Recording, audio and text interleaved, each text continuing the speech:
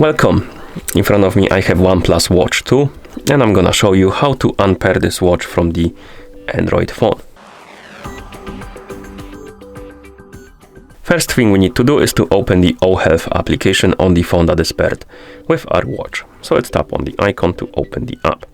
Once you open the app, by default you will see the health page. And what you need to do is to type on devices, and here you need to find the option called More, tap on it, and then select Unpair, and then Unpair.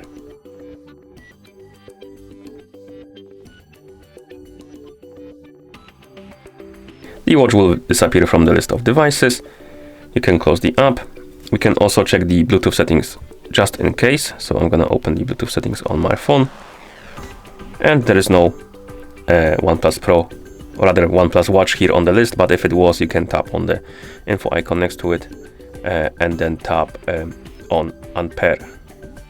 But as you can see, it's not here, so probably it won't be also here on your phone. And then close the settings, and that's how you unpair this watch from the Android phone. Thank you for watching. If you found this video helpful, please consider subscribing to our channel and leaving a like on the video.